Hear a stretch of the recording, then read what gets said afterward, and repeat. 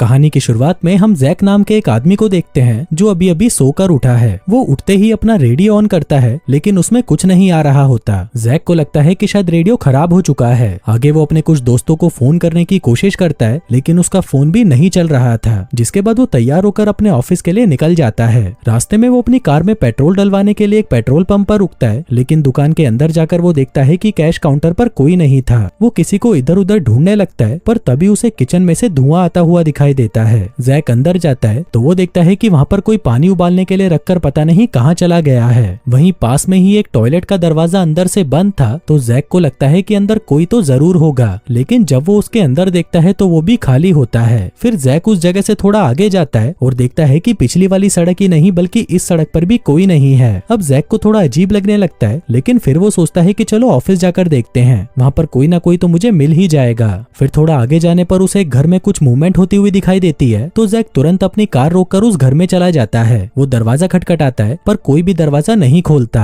आखिर में परेशान होकर जैक कांच तोड़कर अंदर चला जाता है। वो देखता है कि घर तो पूरा खाली पड़ा है और किचन में पानी का पाइप टूटने की वजह से पानी लीक हो रहा है। जैक उस पानी की सप्लाई को बंद करता है और उस घर से बाहर निकलकर अपने ऑफिस की तरफ जाने लगता है। फिर थोड़ा आगे जाने पर उसे सड़क के बीचों बीच एक गैस का टैंकर खड़ा हुआ दिखाई देता है। वो उस टैंकर के अंदर जाता है और वहाँ पर पड़ी हुई एक वॉकी टॉकी से किसी से बात करने की कोशिश करता है लेकिन उसमें से भी उसे कोई रिप्लाई नहीं मिलता। फिर वहाँ से थोड़ा आगे जाने पर वो शहर पहुँच जाता है लेकिन वहाँ पर भी उसे कोई इंसान नहीं दिखता। अब जैक यहाँ पर डरने लगा था और उसे लग रहा था कि मैं कोई सपना तो नहीं देख रहा, क्योंकि ऐसा तो हो ही नहीं सकता कि सभी लोग रातों रात गायब हो जाएं। तभी जैक को एक जगह से धुआं निकलता हुआ दिखाई देता है। वो सोचता है कि शायद वहाँ पर तो कोई जरूर होगा, लेकिन वहाँ पर जाकर वो देखता है कि वहाँ तो एक प्लेन क्रैश हो रखा है। जैक सोचता है कि चलो प्लेन के अंदर मरे हुए लोग तो होंगे ही, लेकिन जब वो उस प्लेन के अंदर जाता है तो वहाँ पर भी उसे कुछ नहीं मिलता। इसके बाद जैक अपने ऑफिस आता है जहाँ पर वो किसी तरह की रिसर्च के ऊपर काम कर रहा था। वहाँ आकर वो देखता है कि उसकी सभी मशीनें तो सही चल रही थी। जैक वहाँ पर किसी को कॉल करने की कोशिश करता है लेकिन दूसरी तरफ से कोई भी उसका कॉल नहीं उठाता। तभी जैक के मॉनिटर पर एक मैसेज आता है जिसमें लिखा था कि ऑपरेशन फ्लैशलाइट पूरा हो चुका है। जैक जल्दी से उठता है और पूरे ऑफिस में अपने साथियों को ढूंढने लगता है लेकिन पूरे ऑफिस में उसके अलावा कोई नहीं होता। तभी वो कंट्रोल रूम में जाता है और देखता है कि उसका बॉस तो वहीं पर बैठा है। अब जैक जैसे ही उसके कंधे पर हाथ रखता है वो देखता है कि उसका बॉस तो मर चुका है। अब ये देखकर जैक डर जाता है और भागकर वहाँ से बाहर आ जाता है। वो जल्दी से उस ऑफिस से निकलने की कोशिश करता है पर तभी वो देखता है कि ऑफिस के सारे दरवाजे अपने आप लॉक हो चुके हैं। तभी जैक अपने कैबिन में आता है और रिकॉर्डर उठाकर कहता है कि आज जुलाई 5 है और हमारा ऑपरेशन फ्लैशलाइट फेल हो चुका है, जिसकी वजह से दुनिया के सभी लोग गायब हो चुके हैं। सिर्फ मैं ही हूँ जो यहाँ पर अकेला बचा हूँ। जिसके बाद वो उस रिकॉर्डिंग को टेबल पर रखता है और वहाँ पर एक बॉम्ब ब्लास्ट करके उस ऑफिस का दरवाजा तोड़ देता है। इसके बाद वो एक रेडियो स्टेशन में जाता है और कुछ ब्रॉडकास्ट करने लगता है। वो अपना नाम और अपना पता बताता है और कहता है कि अगर कोई भी जिंदा हो तो मुझे आकर मेरे एड्रेस पर मिलना। इसके बाद वो पूरे शहर की दीवारों पर अपना नंबर और एड्रेस लिख देता है। जिसके बाद वो एक पुलिस कार को लेकर गली गली अनाउंसमेंट करता है कि अगर कोई भी जिंदा है तो प्लीज आकर मुझे कांटेक्ट करे। और इसी तरह ये सब करते हुए कई दिन बीत जाते हैं लेकिन एक भी इंसान जैक को कांटेक्ट नहीं करता।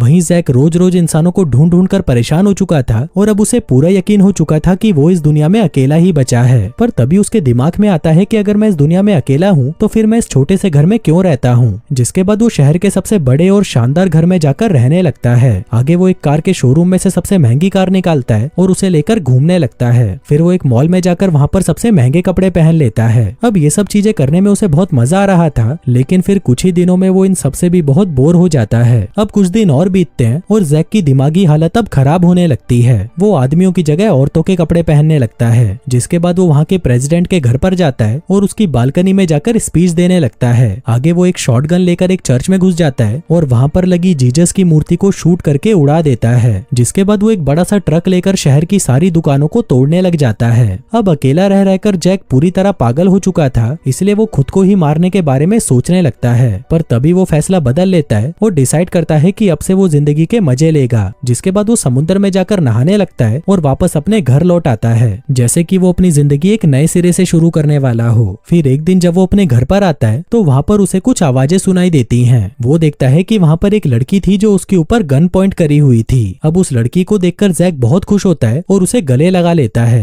क्योंकि इतने दिनों बाद उसने कोई इंसान देखा था। वहीं वो लड़की भी जैक को देखकर बहुत खुश होती है। आगे वो लड़की उसे अपना नाम जैनी बताती है। वो कहती है कि एक सुबह जब मैं सोकर उठी तो सभी लोग गायब हो चुके थे मैं अकेली ही पूरे शहर में घूम रही थी, पर तभी मैंने दीवारों पर आपका एड्रेस देखा तो मैं यहाँ पर आ गई। अब बातें करते करते जेनी सो जाती है और वहीं जैक भी पास में ही बैठा उसे देखता रहता है, जिसके थोड़ी देर बाद वो भी सो जाता है। अगली सुबह वो दोनों शहर की तरफ जाते हैं क्योंकि उनको लग रहा था कि अगर हम दोनों जिंदा हैं तो कोई और भी जिंदा हो सकता है, लेकिन काफी ढूंढने के बाद भी उन्हें वहाँ पर कोई इंसान नहीं दिखता। फिर ऐसे ही एक दिन जैक जेनी को अपने एक एक्सपेरिमेंट के बारे में बताता है कि हम वायरलेस एनर्जी बनाने की कोशिश कर रहे थे, लेकिन उस एक्सपेरिमेंट में हम फेल हो गए और मुझे लगता है कि शायद इसी की वजह से सभी लोग गायब हुए हैं। अब ये सुनते ही जेनी डर जाती है और वहाँ से चली जाती है। अब ऐसे ही कुछ दिन और निकल जाते हैं और अब जैक और जेनी एक दूसरे के करीब आने लग गए थे। आगे वो दोनों बाहर आते हैं और अपनी पसंद की वो सारी चीजें करते हैं जो वो हमेशा से करना चाहते थे। फिर एक दिन जब जैक कहीं पर जा रहा था तभी उसके रास्ते में एक ट्रक आ जाता है। जैक अपनी गन लेकर उस ट्रक के पास जाता है तो उस ट्रक में से एक आदमी बाहर निकलता है जिसने मास्क पहना हुआ था। वो जैक पर गन पॉइंट करता है और उससे पूछने लगता है कि तुम कौन हो, तुम जिंदा कैसे बचे और क्या तुम अकेले हो। तभी जैक भी उसे झूठ बोल देता है कि हाँ मैं अकेला हूँ। अब ये सुनकर वो आदमी अपना मास्क उतारता है और जैक से कहता है कि मुझे तो लग रहा था कि इस दुनिया में सिर्फ मैं ही बचा हूँ। पर तभी जैक की वॉकी टॉकी में जेनी की आवाज आती है, जिसे सुनकर वो आदमी कहता है कि ये आवाज कहाँ से आ रही है। अब जैक उसे सब कुछ सच बता देता है कि मेरे साथ एक लड़की है। अब ये सुनते ही वो आदमी कहता है कि मुझे भी अपने साथ ले चलो। आगे घर पहुंचने पर वो दोनों जेनी को देखते हैं जो कि एक बहुत ही सुंदर ड्रेस पहनकर वहाँ पर खड़ी थी। तभी वो आदमी उन दोनों के पास आकर उन्हें गले लगा लेता है और कहता है कि अच्छा है अब मैं अकेला नहीं हूँ। जिसके बाद वो उन्हें अपना नाम हैप्पी बताता है। अब वो तीनों एक साथ बहुत खुश रहते हैं और साथ में घूमते फिरते रहते हैं। फिर एक दिन वो तीनों एक जंगल में कैंपिंग करने जाते हैं। तभी हैप्पी उन्हें बताता है कि एक बार मेरे और मेरे दोस्त के बीच में लड़ाई हो गई थी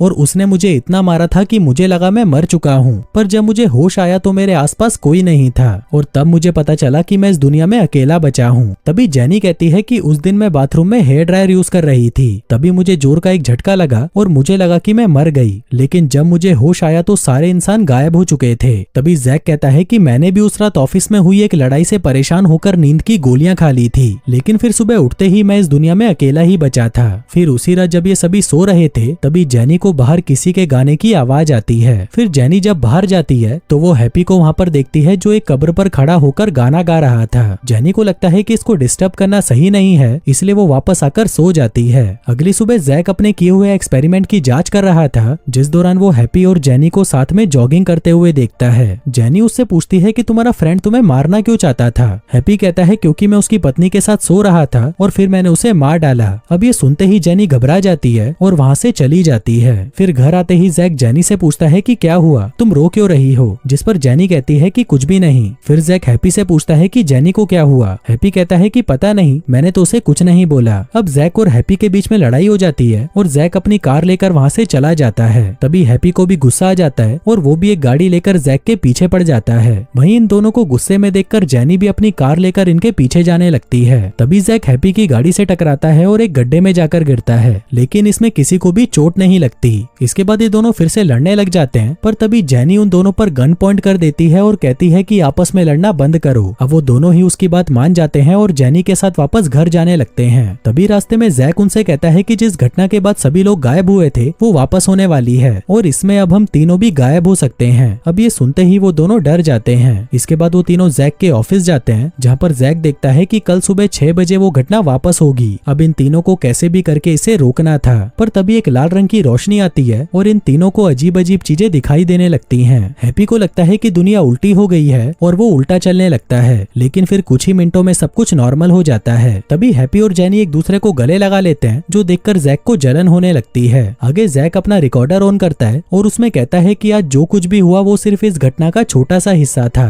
असली घटना तो कल होने वाली है और उसका मेन रीजन है मेरे ऑफिस से निकलता हुआ रेडिएशन। अगर हम मेरे ऑफिस को ही खत्म कर दें तो सब कुछ वापस नॉर्मल हो जाएगा। इसके बाद वो तीनों एक गोडाउन में जाते हैं, जहाँ पर ट्रक भरकर बारूद पड़ा हुआ था और इतना बारूद काफी था जैक के ऑफिस को बर्बाद करने के लिए। आगे हैप्पी उस ट्रक को लोड करके ऑफिस की तरफ निकल पड़ता है और वहीं जैक और जेनी भी उसके आगे चल रहे थे। इसी दौरान जैक जेनी से कहता है कि हम दोनों पहले कितने क्लोज थे, लेकिन हैप्पी के आने के बाद तुम मुझसे दूर जा चुकी हो, इसलिए अब तुम सच बताओ कि तुम मुझे पसंद करती हो या हैप्पी को। जेनी कहती है कि मुझे तुम दोनों ही पसंद हो, लेकिन हैप्पी को लेकर मेरे अंदर हमदर्दी है। मैं उसको जैसा समझ रही थी वो वैसा इंसान नहीं है, बल्कि वो तो बहुत ही अच्छा है। जिसके बाद वो जैक की कार से निकलकर हैप्पी के ट्रक में जाकर बैठ जाती है। अब ये देखकर जैक को गुस्सा आने लगता है, लेकिन वो बेचारा कुछ कर नहीं सकता था। पर तभी जैक जैक देखता है कि उसके रेडियो में अलार्म बज रहा है, जिसका मतलब था कि उसके लैब में रेडिएशन लेवल बहुत ज्यादा बढ़ चुका है और अगर ये लोग ट्रक को ऑफिस के पास भी लेकर गए तो ट्रक में पड़ा हुआ बारूद ब्लास्ट हो जाएगा और हैप्पी और जेनी वहीं पर खत्म हो जाएंगे।